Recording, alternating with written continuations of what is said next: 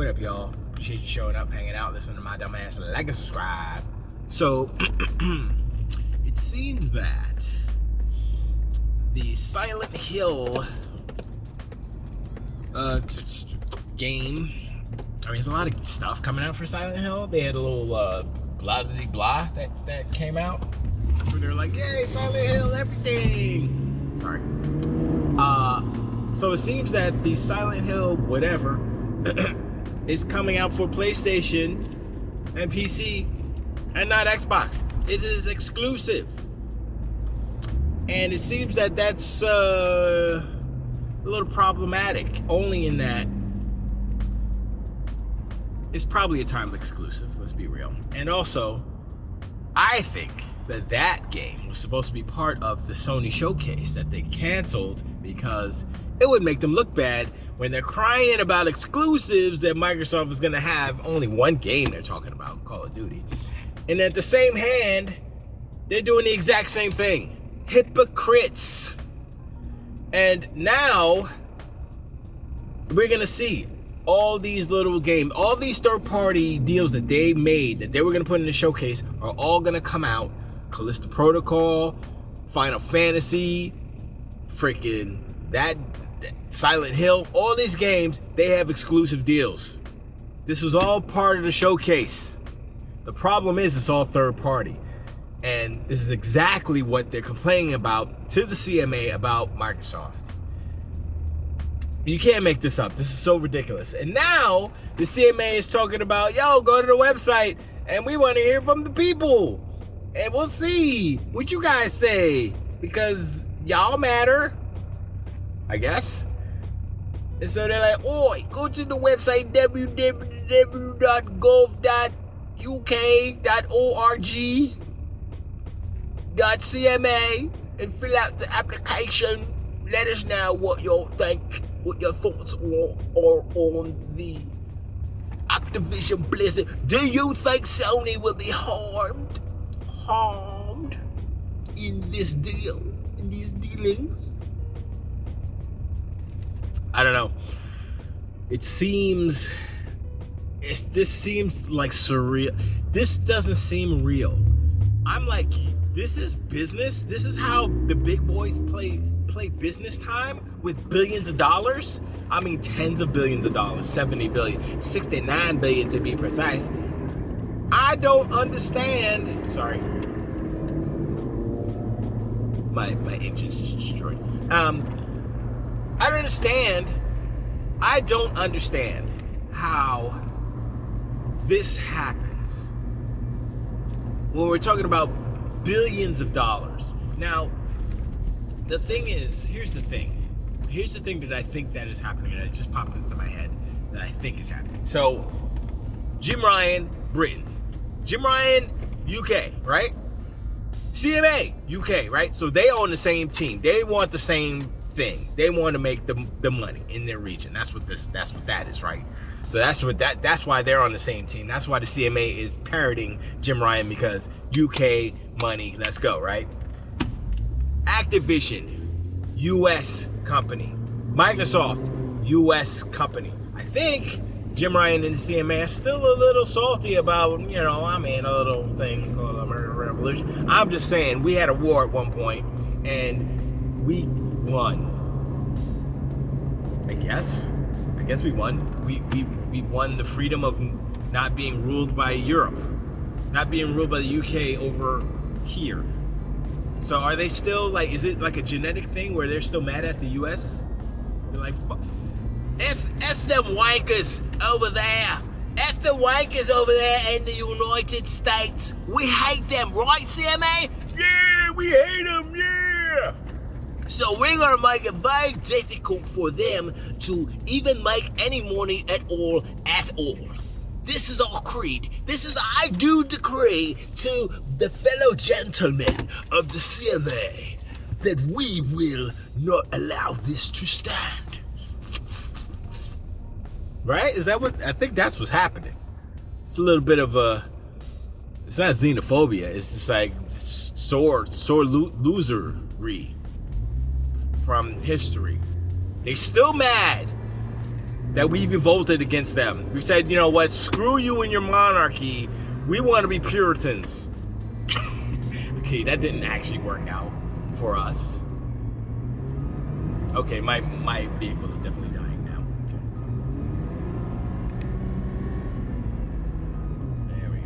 There we go. So maybe they're sore. Who knows? But you know, it's whatever. It's so crazy. You know what I'm gonna do? I'm gonna fill out the essay. I'm gonna go on the CMA whatever website. I gotta find a link. And I'm like, yeah, Microsoft should do the deal because Sony is dumb. Y'all are dumb too, CMA, but nah, I can't do that. I'm like, I like the CMA. They're the best in the world. But Sony is not right. They're trying to fool you. They're trying to make you look like fools. Look at the evidence.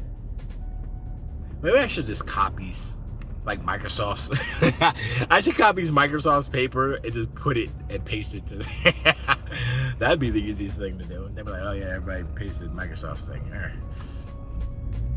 If there's like an overwhelming movement of people emailing positive things about the deal on the Microsoft side, would that even matter? I don't know. I think it would. But ultimately, I think that they realize what the real deal is. They realize, like, okay, yeah, you know, business-wise, you know, we're just trying to, I guess, placate Jim Ryan for now, because maybe he's got some deep pockets, and maybe he's sharing some happy greens or whatever color the money is over there. I don't know. I don't know what color they changed to since they broke off from the rest of the world. Maybe they got freaking monopoly money. Who knows? But I think that it is getting interesting, but I think ultimately it's going to work out for Microsoft, even if they have to have a few concessions. Like I said before, it doesn't even matter. Best case scenario in Sony's case, the deal still goes through, but whatever the best case scenario is, to ask the most vehement pony and fanboy and donkey unicorn what the best scenario is, and the deal still goes through, doesn't matter. Microsoft still wins. Microsoft still wins. Like I said before, it's about ownership, and that's what Sony doesn't quite get. I mean, they're getting it now because Microsoft is starting to they're buying all the stuff, and it's like, oh, wait a second. This is how you make the money? I mean, they should have known Minecraft was the first thing, right? They bought that, and they were probably looking at it, Phil Spencer, like, you paid $2 billion for that piece of crap? He's like, yep, I'll see y'all later, right?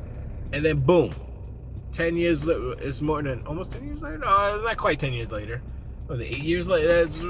Let's do math real quick. Beep, boop, boop, boop, boop, boop. 6 years later, or maybe it was 8. I can't remember what it was. 2014 or 2016? I think it was 2014. 8 years later, Minecraft is the most sellingest game on the planet. It's the best selling game. It sold the most copies. More people have played Minecraft. Well, actually, I don't know if that's true. I guess it is true, right? But still, Minecraft is a staple of video games. Like Mario Brothers was. Like Super Mario Bros. Was for Nintendo. Minecraft is for Xbox. Period. I mean, a lot of people don't think that way. They think, oh, it's Master Chief because he's the mascot and stuff. But honestly, I think it's Steve. I think it's Minecraft Steve. I think he is the actual mascot because he's more ubiquitous. I think they have shows, but they had the Netflix thing. They had the Telltale thing. They got different games coming out. They got they have a second variation. So a third Minecraft game coming out that isn't traditional Minecraft, which is just kind of illustrating the power of the IP. You know, I'm waiting for the Minecraft kart racer, to be honest. I mean, come on, let's go. Why isn't there a Minecraft kart racer? That should be pretty easy. Just put it in the Forza engine, make everything squaries. Let's go. Let's do this. It's simple. I mean, you can literally clone Mario Kart. Call it Minecart. That's an actual good name. Minecart? Minecraft kart? Minecart. It would be Minecraft kart. But still, I'd play it. I wouldn't play it though. I'd check it out. Like, oh, no. I would say one thing about Minecraft is that they should at least double the resolution of the voxels, meaning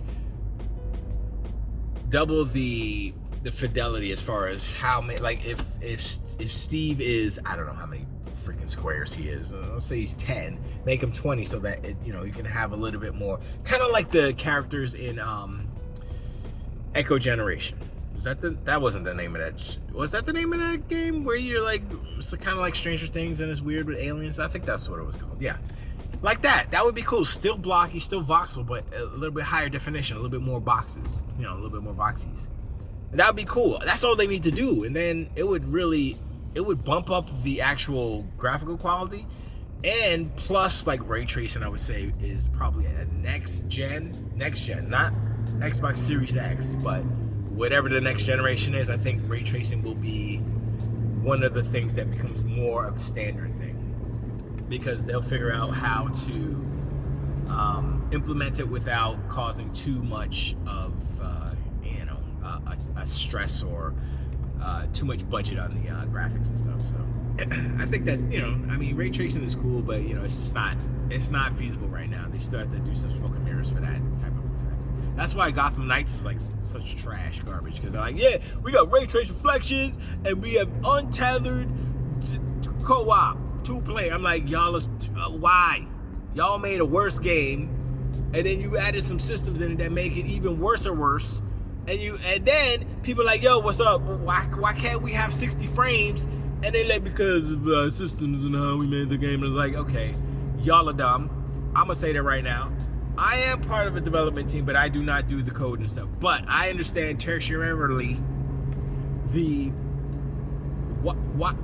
whole thing with when they do untethered, okay, that means basically you have two instances of the game running together, basically, because you can't have, like, if your character is all the way on one side of the map and the other character is on the other side of the map, that can't happen. It happens in the same instance, but I don't exactly know how they're doing that, but that is definitely prohibiting them from doing the 60 frames, because the way that I see it, they have to have two instances of it to accommodate the size, right? So that, like, if you're in a regular open world single player, there's a block limit. So you can see, like, to the horizon or whatever, and past what you can't see isn't rendered.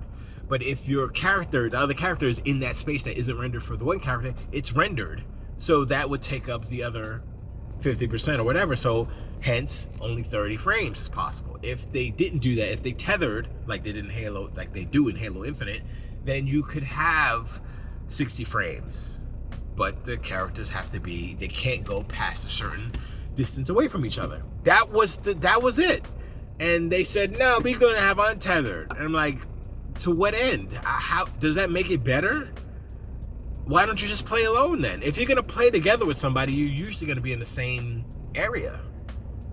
You know, I don't think video games are ready for that, as far as untethered open world. So that means the whole world is open, the whole world is in memory at the same time, so however many characters can exist in it, and it's all there.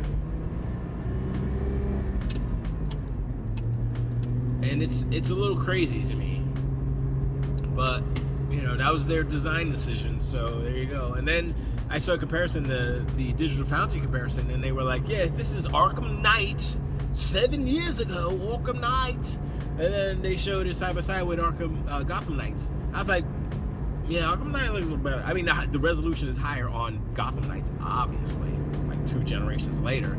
But Arkham Knight had better ambiance, had better effects, had rain that you could see, and the rain actually, you know, affected the lights, reflected through the rain, and it was all kind of, I was like, yo, then why does this look so much better? Even though the resolution is lower and you see Mad Jaggies, still looks better. And that's the whole Nintendo argument, where you don't need to have 8K, 4K on your system as long as your art style and the design of your characters and the design of your environments is on point. The resolution is not the most important thing. And that's where the Gotham Knight developers totally forgot. They deleted that memo. They didn't join that meeting, that Zoom meeting that day, because they just said, yeah, we're gonna make the graphics look real good, but we don't have enough budget to put anything else in it. Just buildings, a little bit of puddles, graphics, and they were like, yeah, it rains sometimes. You can see the rain. I'm like, huh? How come? Why? In Arkham Knight, you can see the rain. All the Batman sitting, chilling there on the building, and you just see his cape like, and rain is the splash all over. I was like, why can't they do this? What's the problem? And so the game's getting 7s and lower. Some fools gave it an 8, I guess an 8. Well, this is a 3 out of 5. Was that a 60? No. Yes, that's actually a 60. 3 out of 5. But anyway, it's so whatever. I mean, I didn't plan on playing that game anyway because I was like, these games are games, right? So that game based off of the Arkham series, not as good as the previous game from Rocksteady. Why?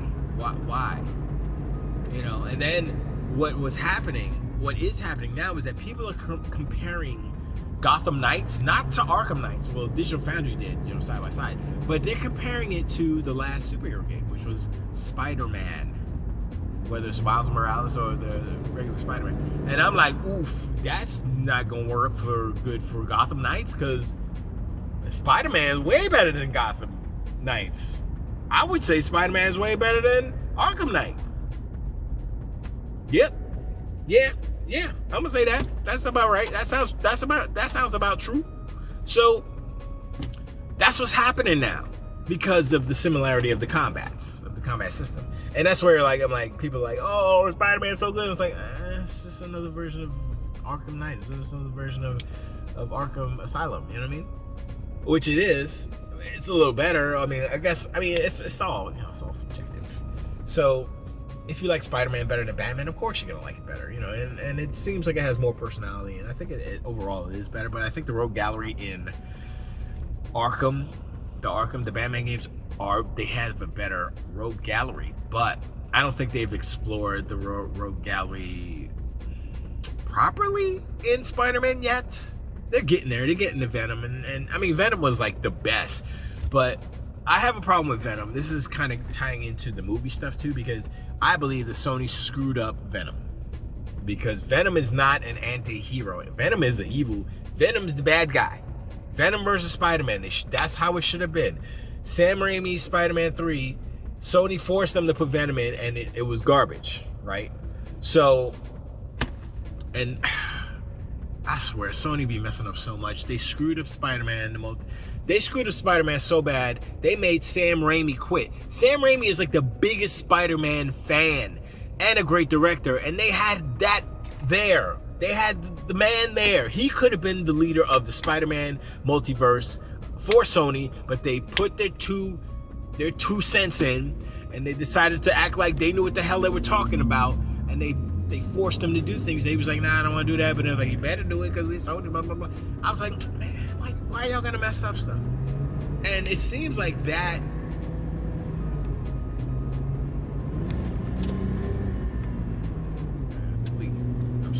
it seems like that behavior is spreading amongst the PlayStation branch of Sony now. I mean, the movie. I have very little hope for the movie arm of Spider-Man, Sony Pictures, without the help of Kevin Feige. Kevin Feige is helping the movie section of Spider-Man stay alive with the Spider-Man movies that they are making for Sony. Don't get it twisted. Sony's not making those movies. Kevin Feige and his people are making the movies. It's a Marvel production, Marvel Studios production, paid for by Sony, because Sony owns the license. That's how that's working out. And if it wasn't for them, those movies would be hot trash garbage. I will give them the multiverse, the Spider-Verse, Into the Spider-Verse. I'll give them that one. But that was Lord and Miller. Or I think it was just Lord. So anything he touches, it's good. So, you know, that's what's up. So once again, is that really Sony, or is that, you know, outside creatives that don't actually work for Sony that are helping keep Sony alive. You know, I mean, I guess that's how it works in a way. It's like if Amy Pascal had the talent that Kevin Feige had, as far as like creative and getting all this stuff to work together, then, you know, whatever. And if she wasn't a BI, you know, that's not another thing. But and I say that because of the evidence, not because I don't like her or whatever. I have no I have no horse in the race. I have no dog in the stables when it comes to her. But from the emails when she was calling Angelina Jolie names, I was like, ouchie, oochie, how, what? How to, oh, that's bad. Anyway, back to video games. Yeah, man, that incompetence that they showed in their movies is showing in their video game business. Now, will that destroy them? No. Will that cause them to lose ground? Yes, it's already happening. You look at their market value from before. You look at it from, actually, I think it's from the launch of the PlayStation 5. It has gone down and up and down a little bit. I don't think it has returned to its former glory of before the PlayStation 5 was launched. I don't think it has yet. I think it's still under, I know it's under 100. It was 60 something at one point. I think it was that market cap was at 80 something, 80 billion. That's not a lot. I thought they were over 100 billion at one point, but whatever, it doesn't matter. Bottom line is, Sony is making all these moves this generation, and it's only going to be detrimental in the long run. They're not looking at the long picture. I mean, they are, but at the same time, they're doing things that are antithetical to the goodwill of video games. And I understand that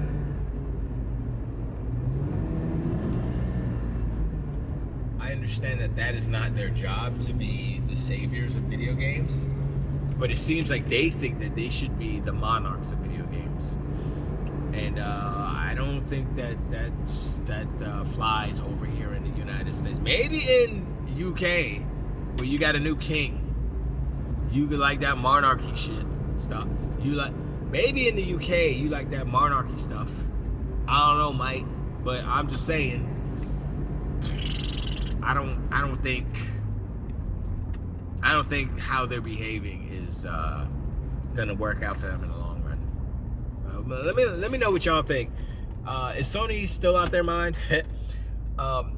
Is the Silent Hill trailers and all that stuff for the Exclusivity stuff and all the Final Fantasy and all these games and all these little kind of things coming out from third-party companies, evidence that Sony kind of got scurred and didn't put out a game showcase? Is that what you think happened? Is the rumors true? Will the CMA take what the public say, and will it sway their decision? I guess if there's enough outcry, maybe. But let me know. Yeah, let me know in the comments. Let me know what y'all think. And I appreciate y'all again.